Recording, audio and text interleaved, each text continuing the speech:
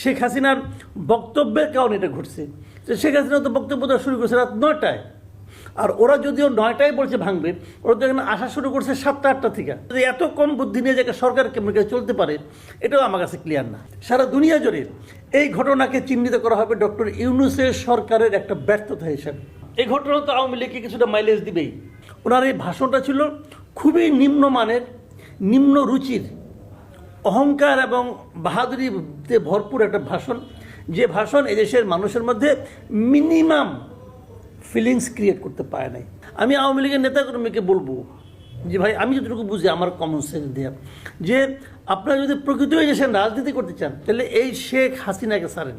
এটা শেখ হাসিনারও বাড়ি না, উনি তো এটা লিখে দিয়ে দিয়েছেন ট্রাস্টকে। এটা তো আসলে গভর্নমেন্ট প্রপার্টি আসলে এখন। তো ভেঙে কী লাভ হয়েছে বলেন, কী লাভ হয়েছে? এতে কি এই সরকারের জনপ্রিয়তা বেড়েছে? দেশে বেড়েছে? দেশের বাইরে বেড়েছে? বরঞ্চ কিছু লোকের একটা প্রতিহিংসা পরায়ণ জাতি হিসেবে আমাদেরকে প্রজেক্ট করার একটা সুযোগ দিয়ে দিয়েছি আমরা। আমি আসলে ওনার পুরো ভাষণটাই শুনেছি, 47 মিনিট 43 সেকেন্ড এরকম একটা ভাষণ আমি পেয়েছি, যে আমি যেটা পেয়েছি আর কি। এবং আমি শুনেছি এবং আমি অনেক কষ্ট করে শুনেছি। মানে আমার শুনতে খুবই ক্লান্ত লাগছিল। মানে 4-5 মিনিটের পরের থেকে আমি ক্লান্ত হয়ে যাচ্ছিলাম। যে একটা মানুষ মনে করেন একটা সরকারে ছিলেন, গায়ের জোরেই থাকুক যেভাবে থাকুক ছিলেন উনি, এবং মানে স্বৈরাচারীভাবে প্রত্যেকটা প্রশাসনে সব কিছু নিজে করায়ত্ত করে নিয়েছিলেন। তারপর উনি জনরোষের মুখে দেশ ছেড়ে পালিয়েছেন। যতই এখানে ষড়যন্ত্র তত্ত্ব আনেন ভাই, এটা আমি বিশ্বাস করি না। আমি মনে করি উনি দেশ ছেড়ে পালিয়েছেন জনরোষের কারণে। পাবলিক ওনার বিরুদ্ধে খেপে গিয়েছিল এবং এটাই স্বাভাবিক। আমিও তো একজন পাবলিক, আমিও তো আমাকে ফিল করি। পাবলিকের রোষ ওনার বিরুদ্ধে ছিল। উনি সকল ক্ষেত্রে উনি মানুষকে কষ্ট দিয়েছেন, মানুষকে পেইন দিয়েছেন। তো মানুষ তার উপর ক্ষুব্ধ ছিল, পালিয়ে গেছেন। 6 মাস পরে উনি আনুষ্ঠানিকভাবে একটা প্ল্যাটফর্মে কথা বলছেন। বেসিক্যালি উনি দেশের মানুষকে লক্ষ্য করে বলছেন, উনি ছাত্র থেকে দেশের মানুষকে লক্ষ্য করে বলছেন। তো আমি কিন্তু খুব আশায় ছিলাম যে এখানে উনি আত্ম উপলব্ধিটা ওনার হবে এবং উনি স্বীকার করবেন ওনার অপরাধগুলো এবং মানুষের কাছে ক্ষমা চাইবেন। ক্ষমা চাইলেই যে ক্ষমা হয়ে যায় তা কিন্তু না, কিন্তু উনি ক্ষমা চাইবেন মিনিমাম। আমি এটা আশা করেছিলাম। ওনার ক্ষমা চাওয়াটা উচিত ছিল, কেবল ওনার জন্য না। এই দেশে আওয়ামী লীগের বহুত নেতাকর্মী আছে, প্রত্যন্ত অঞ্চলে আছে, তৃণমূলে আছে, কিন্তু তারা কিন্তু এই 6 মাসে মানুষের সঙ্গে অনেকটা কিন্তু ধীরে ধীরে মিশে যাচ্ছিল। তাদেরও তো একটা জীবনযাপন আছে। আপনার কোটি কোটি মানুষকে তো স্বাভাবিক জীবনযাপনে বাইরে রাখতে পারবেন না, তাহলে তো ভাই দেশ উন্নত হবে না। আপনি প্রতিশোধ নিতে পারবেন, কিন্তু দেশ তো সামনে থেকে অগ্রসর হবে না। কাজে সে লোকগুলি কিন্তু মিশে যাচ্ছিল এবং তারা নর্মাল অবস্থায় আসছিল। তো আমি ভাবছিলাম যে এটাকে আরও বেগবান করার জন্য উনি হয়তো নিজে এই দেশের মানুষগুলোর কথা, ওনাদের নেতাকর্মীদের কথা ভেবে উনি মানুষের কাছে ক্ষমা চাইবেন। উনি ওনার এমনও হতে পারত যে উনি ওনার বলতেন যে আমি সভাপতি পদত্যাগ করছি, আওয়ামী লীগ নতুনভাবে গড়ে উঠুক, এই ধরনের কথা উনি বলবেন। এটা কিন্তু আমার একটা ধারণা ছিল, কারণ একজন পলিটিক্যাল লিডার যিনি, তার এরকমই হওয়া উচিত। আপনি বিদেশে দেখবেন কোনো পলিটিক্যাল পার্টি যখন ক্ষমতা থেকে নেমে যায়, ওই পার্টির লিডারে কিন্তু পদত্যাগ করে, নতুন লোক এসে কিন্তু দায়িত্ব নেয়। কারণ এটা প্রমাণিত হয়েছে তুমি ক্ষমতায় থাকতে পারো নাই, মানে তোমার পলিসি ভুল, তুমি পারো নাই। তুমি যে পারো নাই এটাই প্রমাণ করে তুমি যোগ্য না। তার এই ভদ্রমহিলা উনি পারেন নাই, ওনার পুরো দল এখান থেকে চলে যেতে বাধ্য হয়েছে, ওনার মন্ত্রিসভা দেশ থেকে পালাইছে। মানে কত অপরাধ এদের, এবং অপরাধের জন্য প্রত্যেকটা লোক নিজে জানে কে কি অপরাধ করছে, তারা তো নিজেরা জানে, তারা পালাইছে। সেই জায়গায় কিন্তু আমি ভেবেছিলাম উনি এগুলো বলবেন। তো উনি কী করলেন? উনি সারাক্ষণ সেই একই রেকর্ড বাজাইলেন। উনি কি করছেন? এই দেশের মানুষ কত গরিব ছিল, উনি তাদের ঘর দিয়েছেন, সিমি পাকা বাড়ি দিয়েছেন, মানুষের হাতে টাকা দিয়েছেন, কত কিছু যদি করছেন।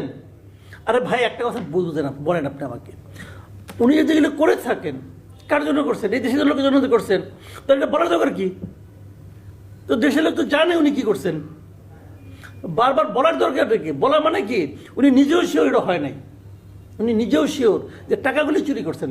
ঘরে ঘরে বিদ্যুৎ দিয়েছি উনি বলছেন, এটা বলেন নাই যে বিদ্যুৎ দেওয়ার নাম করে কয় টাকা নিছেন আর কয় টাকা বিদেশে পাঠাচ্ছেন, এগুলো তো বলে নাই। কিন্তু যাও সেগুলো নলাম। সব মিলিয়ে আমার যে বক্তব্য, ওনার এই ভাষণটা ছিল খুবই নিম্নমানের, নিম্ন রুচির, অহংকার এবং বাহাদুরিতে ভরপুর একটা ভাষণ, যে ভাষণ এদেশের মানুষের মধ্যে মিনিমাম ফিলিংস ক্রিয়েট করতে পারে নাই, মিনিমাম পজিটিভ ফিলিংস ক্রিয়েট করতে পারে নাই। বরঞ্চ ওনার দলের লোকজন যারা এই ভাষণটা দেশে থেকে শুনেছেন তারা আতঙ্কিত হয়েছেন যে এই ভাষণ আমাদের জীবনকে না আবার অস্থির করে তোলে, এবং হয়েছেও তাই। কালে 32 নম্বরকে ভাঙছে, আর কোথাও কিছু হয় নাই সারা দেশে, খবর নিয়ে দেখানো হয়েছে। তার মানে উনি নিজে যখন আরামে আছেন, রাষ্ট্রীয় অতিথি হিসেবে আছেন, কিন্তু এখানে এই দেশের আওয়ামী লীগের নেতাকর্মীদেরকে উনি জীবনটাকে আরও দুঃসহ করে তুলছেন।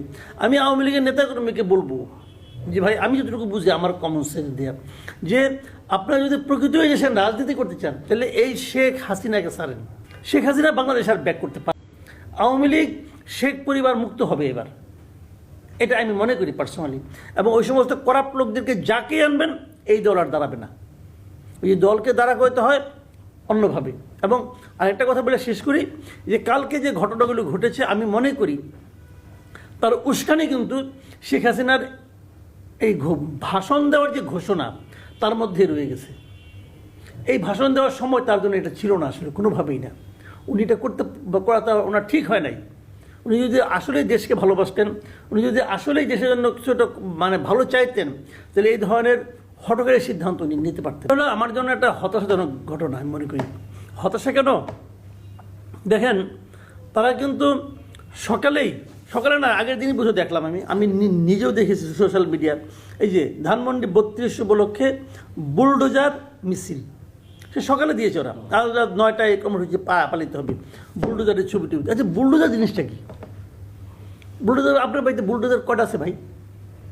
এটা কি মানুষের ঘরে ঘরে থাকে যে আমরা রান্নাঘরের পিছনে একটা বুলডোজার রেখে দিলাম? এরকম হয়? এই বুলডোজারটা কার? বুলডোজারের মালিক কে? আমি যতটুকু শুনেছি এই বুলডোজারের মালিক হলো ঢাকা সিটি কর্পোরেশন। তো সেই বুলডোজারটা এখানে আসলো কি করে? কে নিয়ে আসলো? আমি তো মনে করি এই ঘটনার সঙ্গে সরকারের এক ধরনের আছে, মদত আছে। সরকার চেয়েছিল বলে বুলডোজার এখানে আসছে, তাহলে আসলো কি হবে? সরকার যদিও ব্যাখ্যা দিচ্ছে নানা রকমভাবে, সরকারের যে ব্যাখ্যা, যেটা আমি সর্বশেষ এখানে এসে দেখলাম, সেই ব্যাখ্যাটাও আমার কাছে হাস্যকর মনে হয়েছে, একটা পয়েন্ট ছাড়া। আর উনি বলতে যাচ্ছেন যে শেখ হাসিনার বক্তব্যের কারণে এটা ঘটছে। শেখ হাসিনা তো বক্তব্য দেওয়া শুরু করেছে রাত 9টায়, আর ওরা যদিও 9টায় বলছে ভাঙবে, ওরা তো এখানে আসা শুরু করছে 7টা-8টা থেকে। তাহলে এটা কীভাবে হলো? তাহলে দুটোর সঙ্গে তো মিলল না। যদি শেখ হাসিনা যদি ভালো ভাষণ দিত তাহলে কি ভাঙতো না?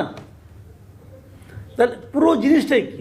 আমি এখানে দুটো জিনিস দেখি। একটা হলো কি, দেখেন, এই সরকারের অনেক ধরনের ব্যর্থতা আছে, এই সরকারের অনেক ধরনের সীমাবদ্ধতা আছে। এই সরকারের যে ব্যর্থতাটা খুবই বড় ইদানিং ধরা পড়েছে, সেটা হলো ওই আহত ছাত্রদেরকে তারা চিকিৎসা করতে পারছে না, জিনিসপত্রের দাম তারা কমাতে পারছে না, মানুষের অর্থনৈতিক অবস্থাকে ভালো করতে পারছে না। এগুলো তো একটা বাস্তবতা। এখন অনেকে যেটা আগের সরকার যে কাজগুলো করতো, সেগুলো এই ধরনের কোনো ক্রাইসিস হলে একটা এরকম প্রবলেম ক্রিয়েট করে মানুষের দৃষ্টি রেখে ওর দিকে সরাই দিত। এখন এটাও সে ধরনের কিনা আমি বলতে পারবো না, তবে হতে পারে, আমি এই আশঙ্কা দেখছি। আর 2 নম্বর হলো, যারা এটা ভাঙচুর করছে, আমি এখানের মধ্যে কোনো, যেমন একটা সহজ প্রস্তাব আপনাকে আমি করি, ধরেন আপনি 32টা ভেঙে দিলেন, যেটা ভেঙে দেওয়া হয়েছে, কী লাভ হয়েছে? চোখের বদলে চোখ নেওয়া। এইভাবে মহাত্মা গান্ধীর কিন্তু একটা খুবই আলোচিত একটা উক্তি আছে যে আমরা যদি চোখের বদলে চোখ নেওয়া শুরু করি তাহলে একদিন সারা পৃথিবী অন্ধ হয়ে যাবে। এটা কোনো সমাধান নয়। আপনি এই প্রপার্টি, এটা আমাদেরই প্রপার্টি। আপনি দেখেন নাৎসিদের আমলে জার্মানিরা গ্যাস চেম্বার করতো, গ্যাস চেম্বার ইহুদিদেরকে মারতো, ভয়ঙ্কর একটা। কিন্তু তারা কি সমস্ত গ্যাস চেম্বার গুড়িয়ে দিয়েছে?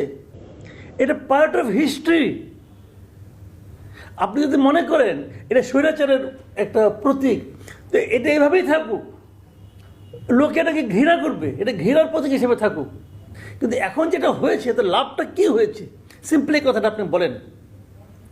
আপনারা যে কাজটা করেছে, এই কাজ, যে ঘটনাটা ঘটেছে, এবং সরকার এটাকে ঘটতে দিয়েছে আমি মনে করি, কারণ সরকার আজকে বিবৃতি পড়ে আমাকে তাই মনে হলো, এই বিবৃতির একটা গুজামিল দেওয়া বিবৃতি তারা দিয়েছে। তাদের এই বিবৃতি, টোটাল বিবৃতির 80% জায়গা তারা ব্যয় করছে শেখ হাসিনার ভাষণ নিয়ে। কিন্তু এইটা যে একে যদি ঘোষণা দেয় যে আমি কালকে ওই বিল্ডিংটা ভাঙবো, সরকারের কি উচিত? যে ভাঙবে, এটা কি আদালতে কোনো আদেশে ভাঙা হয়েছে? না। তাহলে এটা ভাঙতে পারে কেউ? সরকার ফেরানোর চেষ্টা করছে? করে নাই তো। নামে মাত্র কয়েকজন আর্মি এখানে দাঁড়াইছিল, তারা পরে দর্শক হয়ে গেছে। এটা আমরা দেখছি, সবই তো আমরা লাইভে দেখলাম। তাহলে হলোটা কি? তাহলে সরকার নিজেদের মানে তারা যে ক্যাপাবেল নয় আইন শৃঙ্খলা রক্ষা করার ক্ষেত্রে, এটা তারা আরেকবার এখানে নগ্নভাবে প্রমাণ হয়েছে। আর সারা দুনিয়া জুড়ে আজকে ইন্টারন্যাশনাল মিডিয়াগুলি আপনি যাগুলি পড়েন, আমি কয়েকটা তো পড়লাম, সারা দুনিয়া জুড়ে এই ঘটনাকে চিহ্নিত করা হবে ডক্টর ইউনূসের সরকারের একটা ব্যর্থতা হিসাবে। বলা হবে এটা আলটিমেটলি ডক্টর ইউনূস এদেরকে প্রশ্রয় দিচ্ছে। আমি তো প্রথমে তো বললাম কি লাভ হয়েছে, কার লাভ হয়েছে বলেন তো আপনি আমাকে? একটা জিনিস দেখেন, কার লাভ হয়েছে? যে লোকটা একটা দরজা দেখলাম ভাঙা দরজা নিয়ে যাচ্ছে, যে দরজাটা নিয়ে গেছে তারও কোনো লাভ হয় না, কারণ দরজাটা নিয়ে সে কোথায় রাখবে?